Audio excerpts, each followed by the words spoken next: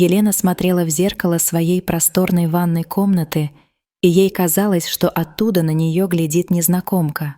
В ее глазах, обычно уставших и тусклых, сейчас светилось что-то давно забытое — искра юности, которая, как она думала, погасла много лет назад. «Ты сошла с ума, мама!» Эхом звучал в голове голос ее дочери Ирины. «Он же моложе тебя на 20 лет. Что о нас люди подумают?» Елене исполнилось 53 в прошлом месяце. После развода 5 лет назад она с головой ушла в работу, став одной из самых успешных женщин-руководителей в своем городе. Издательство, которое она возглавляла, процветало, но в личной жизни царила пустота, заполненная лишь редкими визитами взрослых детей и бесконечными деловыми встречами. «А что подумают люди?» Горько усмехнулась Елена, вспоминая тот день, когда подруга буквально затащила ее на занятия йогой. «Тебе нужно расслабиться», — говорила Марина. «Ты живешь как робот. Дом, работа, дом». Именно там она и встретила Алексея. Статный 33-летний преподаватель йоги с внимательным взглядом и удивительно глубоким голосом сразу заметил ее неуверенность. «Не бойтесь», — сказал он тогда, помогая ей принять правильную позу. «Йога учит нас слушать свое тело и свою душу. Просто доверьтесь себе». Сначала были просто занятия, потом разговоры после них, чашка травяного чая и неожиданное ощущение, что время останавливается, когда они вместе. Елена не могла вспомнить, когда в последний раз она так много смеялась и чувствовала себя просто женщиной, а не директором, не матерью, не бывшей женой. Их первый поцелуй случился вечером после занятия, когда все разошлись. Он был таким нежным, что у нее закружилась голова. «Ты потрясающая», — шептал Алексей, глядя на нее с восхищением. «Такая сильная и одновременно хрупкая».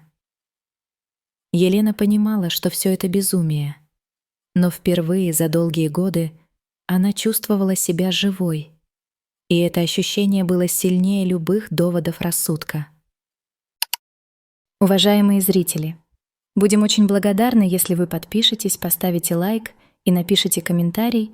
Это очень помогает нам. Спасибо за вашу поддержку. Первым узнал сын. Павел случайно увидел их вместе в кафе.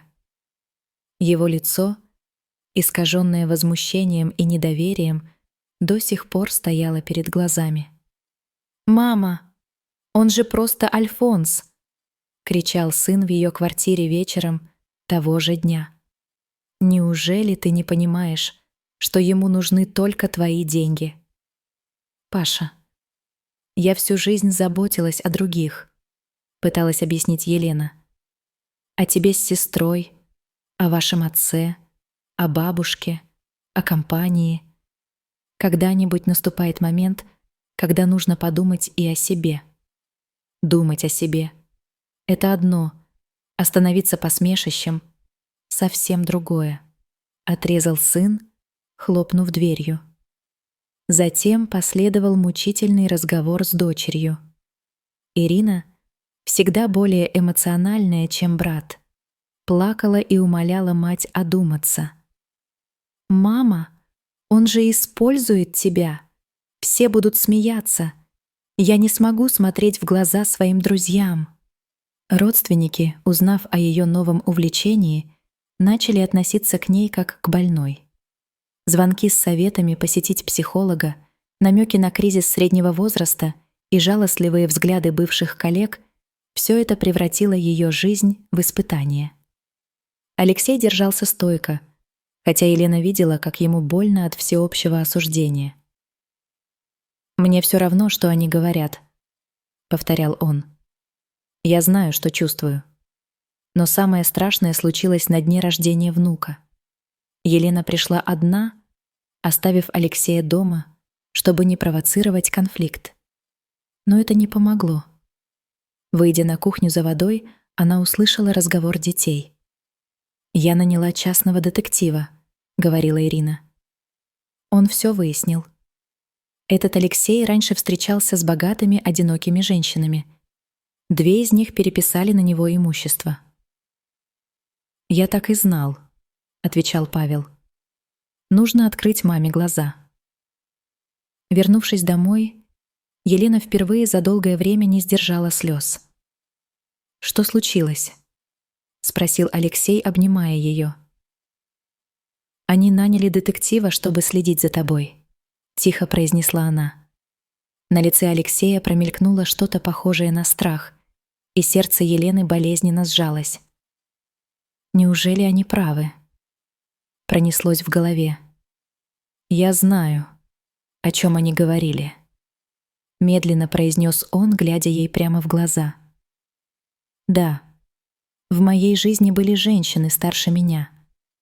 Но никогда, слышишь, никогда я не просил у них ничего и не принимал подарков, кроме мелочей. То, что 2 раза мои отношения совпадали с периодами, когда эти женщины меняли завещание, просто совпадение. Я могу доказать, что не получил от них ни копейки». «Почему ты не рассказал мне об этом раньше?»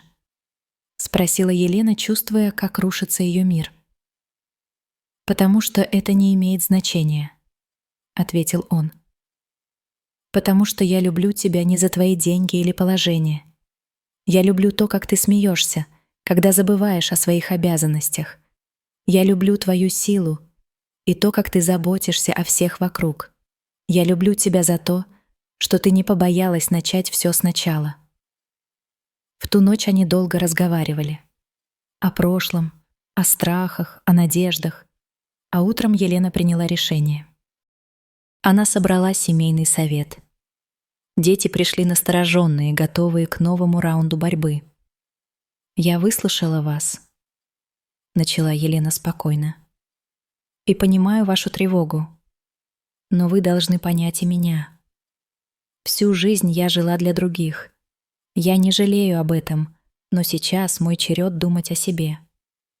Я люблю Алексея. И нет, он не просил у меня денег и не получит их. Я уже переписала все имущество на вас, оставив себе только квартиру и достаточно средств для достойной жизни». Она положила на стол папку с документами. «Вот, можете проверить. Все оформлено юридически. Теперь вы можете быть спокойны за наследство и перестать думать, что меня используют. А теперь решайте. Или вы принимаете мой выбор, и мы остаемся семьей. Или я буду вынуждена строить свою жизнь без вас». В комнате повисла тишина. Пашка смотрел в пол, Ирина нервно теребила салфетку. «Но, мама, дело же не только в деньгах», — начала дочь. «Что скажут люди?» «А что они скажут?» Неожиданно вмешался Павел. «Скажут, что наша мать счастлива впервые за много лет. И если этот парень действительно любит ее, а не ее деньги...» Он замолчал, глядя на документы. «Я просто хочу, чтобы ты была счастлива, мам», — прошептала Ирина, и в ее глазах блеснули слезы. «Просто боюсь, что тебе будет больно». «Боль — часть жизни», — улыбнулась Елена. «Но знаете, что страшнее боли? Сожаление о несделанном выборе, о несказанных словах, о непрожитой любви». Через месяц Алексей переехал к ней. Не сразу, но постепенно дети начали оттаивать. Первым сдался Павел, пригласив их вместе на ужин. Ирина держалась дольше, но когда увидела, как преобразилась мать, как светится ее лицо, как изменилась осанка, не смогла противостоять очевидному. Ее мать действительно счастлива. Прошло 3 года. Елена стоит на берегу океана, держа за руку Алексея. Они в отпуске на Бали, месте, о котором она всегда мечтала, но никогда не находила времени посетить. «О чем думаешь?» — спрашивает Алексей, целуя ее в висок. «О том, что иногда нужно иметь смелость идти против течения, чтобы найти свой берег», — отвечает она, крепче сжимая его руку. Вечером этого же дня Елена получает сообщение от дочери, фото ее новорожденной внучки и подпись: «Назвали Еленой, в честь самой сильной женщины, которую мы знаем». И в этот момент Елена понимает, что любовь действительно способна побеждать предрассудки. Нужно только дать ей шанс. Уважаемые зрители, будем очень благодарны, если вы подпишетесь, поставите лайк и напишите комментарий. Это очень помогает нам. Спасибо за вашу поддержку.